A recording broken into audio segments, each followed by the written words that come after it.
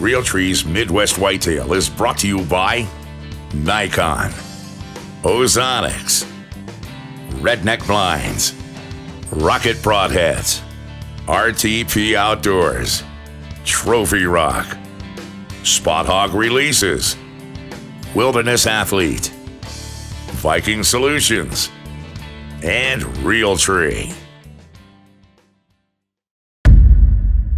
Day 15, November 1st. Well, we finally made it to November. The quest for the rut, the excitement that comes when we reach the month of November is finally here. I wouldn't say we're seeing a lot of excitement this morning, though. We came into what I figured was one of the best spots, secluded, 3/4 acre Big N Beasty plot. This thing's doing awesome. This is probably the best food on the whole farm, secluded location. We got in here without bumping any deer. We've only seen 1 1.5-year-old buck all morning. We've probably been almost 2 hours in the blind already. Sometimes you'll get a really slow point. It shut down last night. It shut down like an hour and a half before the end of legal shooting time. Kind of odd. And then it really hasn't picked back up this morning. So sometimes you get these dead spots, and then they'll be followed by higher activity periods. And it might be later this morning, or it might be this afternoon, it might be tomorrow, but at some point the deer will get really active again. So I've given up trying to anticipate exactly when things are going to be good. I just hunt as much as I can. We know that when you've got warm weather and then a cold front comes, that you're going to get good deer movement. But beyond that, it's really hard to predict. We're going to stick this one out for a while. It looks really good. This is where I'd be eating if I was a deer in this part of the farm. So hopefully we can show you a little bit more this morning. If not, I'll be coming back in and do another interview before we leave and give you some update on what we'll do this afternoon.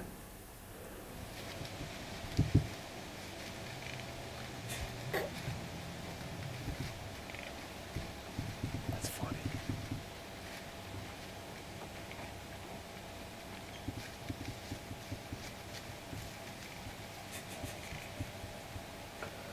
It's 10:30, and we were talking about maybe wrapping up this morning and going back to the office, getting a few things done. I was going to come back with the tractor and mow out the lower part of this lane that we used to walk in so we wouldn't leave any ground scent there. Well, the more we got to thinking about it, the more it made sense just to stay. I mean, why go get the tractor to mow out a lane so we could walk back in when we're already here? Plus, any work that we've got, we can put it off. That's the beauty of the hunting season. We can always find a way to put off the work. So we're just going to burrow in for the rest of the morning and maybe take a little nap along the way or something, and then be ready for this afternoon's hunt. I mean, the action's been sporadic. The bucks have been moving through, every half hour, 45 minutes or so. And if that keeps up, I mean, we're going to have a pretty good day before it's all done.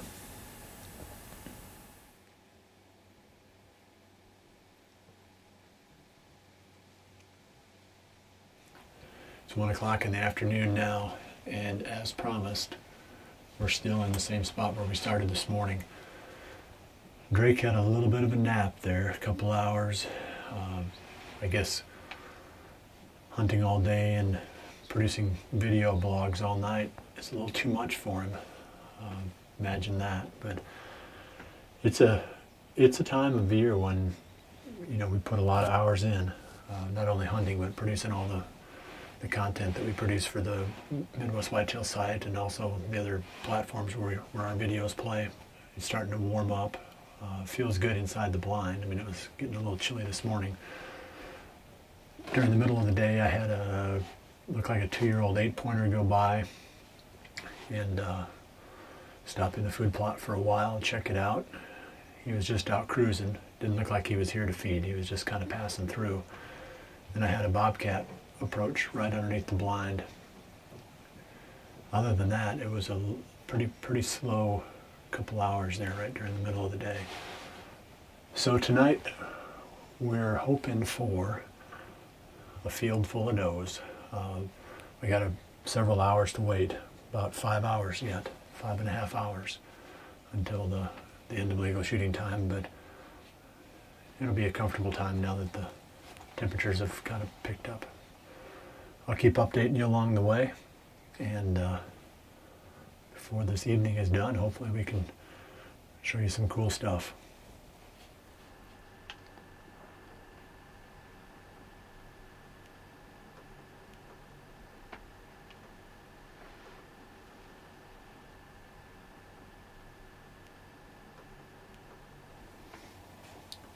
Down to the last hour of our hunt today.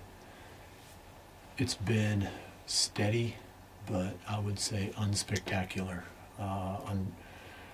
Unfortunately, we were expecting a little bit more out of this spot. There's so much food here, tucked down in this little valley. We figured we'd be pulling deer from all around. A lot of young bucks.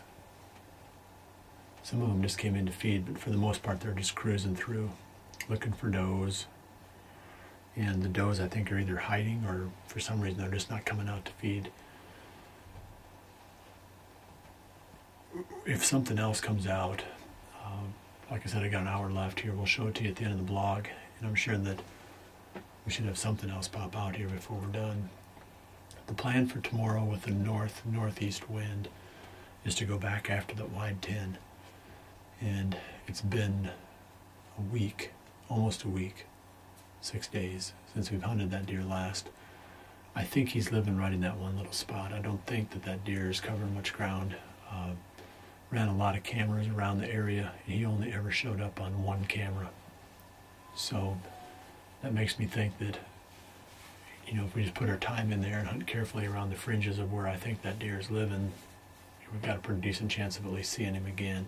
So check back again tomorrow, and we're going to be in a tree stand overlooking an open gate on the edge of a small clover plot waiting for the wide 10.